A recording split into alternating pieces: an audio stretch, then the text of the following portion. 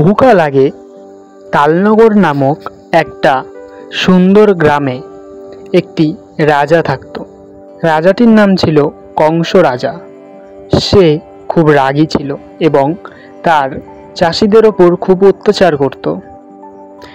সে তার গ্রামে থাকা সকল চাষিদের সারাদিন মাঠে খাটাতো।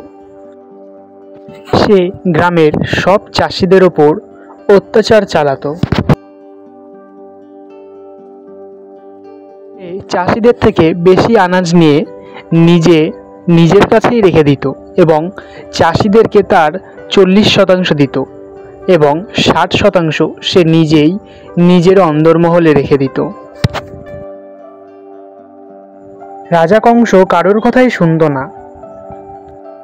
একদিন একটি চাষি সেটার প্রতিবাদ করায় একটি চাষিকে রাজা যা না তাই বলে তার অন্দরমহল থেকে বাড়ি পাঠিয়ে দেয় এবং চাষিটি বেজায় দুঃখ পায় এবং সেখান থেকে সে দুঃখে বেরিয়ে বাড়ির দিকে রওনা দিতে থাকে। তাদের সব খাটনি যেন বৃথা হয়ে যায়। দিন শেষে তারা বাড়িতে গিয়ে সুখে শান্তিতে ঘুমাতেও পারে না। এই চাষিটি সেদিন প্রতিবাদ করাতে সে বাড়িতে গিয়েই তাকে না খেয়ে ঘুমিয়ে থাকতে হয়েছিল। তার পেটে ছিল খিদা এবং মনে ছিল চিন্তার ভাঁজ যে সে সংসার কি করে চালাবে সেই অত্যাচারী রাজা থাকতে। অত্যাচারী রাজা কংস একদিন তার 2টি সৈন্যকে নিয়ে জঙ্গলে যায় শিকার করতে। রাজা কংসর বেজায় ময়ূর খুব পছন্দ ছিল এবং সে ময়ূর শিকার করতেই সে জঙ্গলে ছোটে তার 2 সেনাপতি নিয়ে এবং জঙ্গলের অনেক গভীরে যায় সে। তার 2 সেনাপতি ছিল খুব বীর। তারা জঙ্গলের ভিতরে একটি ময়ূরকে দেখে তাকে হত্যা করে। নির্বেজায় তার উপরে অস্ত্র দিয়ে আঘাত করতেই থাকে এবং ময়ূর পশুটি খুবই আঘাতপ্রাপ্ত হয়।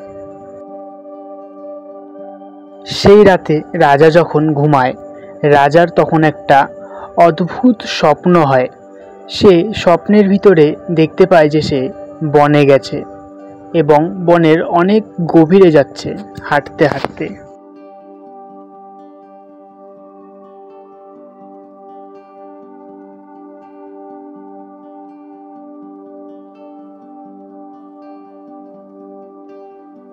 তার সামনে আগমন হয় এক বিশাল ময়ূরের।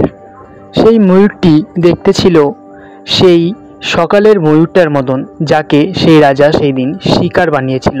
ময়ূরটি এসে তাকে বলে, তুমি আমাকে আটকে রেখেছো, আমার ওপরও অত্যাচার চালাচ্ছ, আজকে আমি তোমাকে ছাড়বো না। রাজা তখন ময়ূরটির কাছে ক্ষমা চেয়ে নেয়, বলে যে আমাকে ছেড়ে দাও, আমি আর তোমাকে বন্দি করে রাখবো না, আমি তোমাকে ছেড়ে দেব, আমাকে এখন যেতে দাও তুমি, আমি সব পাপের প্রায়শ্চিত্ত করব, আমি সব কৃষকদেরও দেখব, তুমি আমাকে এখন ছেড়ে দাও, আমি কালকে কথা দিলাম তোমাকে ছেড়ে দেব। সেই ময়ূরটি আরও শর্ত দেয় তাকে বলে, তুমি শুধু আমাকেই ছাড়বে এমনটা নয়, তুমি আমাকে ছাড়ার সাথে সাথে তোমার সকল কৃষকদের তুমি চাষবাসে সাহায্য করবে, তাদের থেকে বেশি আনাজ তোমার কাছে রাখবে না, তুমি তাদেরকে সমানভাবে ভাগ করে দেবে। রাজা সব শর্তে রাজি হয় এবং পরের দিন সকালে সে সেই ময়ূরকেও সেই জঙ্গলে ছাড়তে যায় এবং সে নিজের হাতে করে ময়ূরটিকে জঙ্গলে ছেড়ে দিয়ে আসে এবং ময়ূরটিও তাকে আশীর্বাদ দেয়।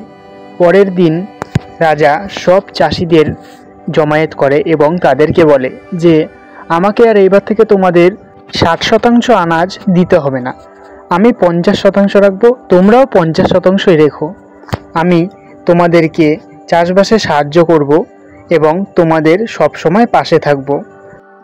রাজা সেই দিন তাদেরকে তার অন্দরমহলে যাওয়ার অনুমতিও দেয়, সেইখানে তাদেরকে খাওয়া দাওয়া করতে বলে এবং পরের দিন যখন সব কৃষকরা রাজার অন্দরমহলে যায়, তারা দেখতে পায় রাজার নতুন একটা রূপ।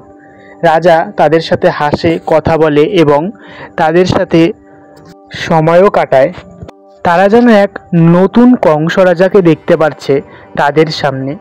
তারা অবাক হয়ে যায়, কিন্তু তারা রাজার সাথে বেশ ভালোভাবে কথা বলে এবং রাজাও তাদের কথা শুনে হাসতে থাকে।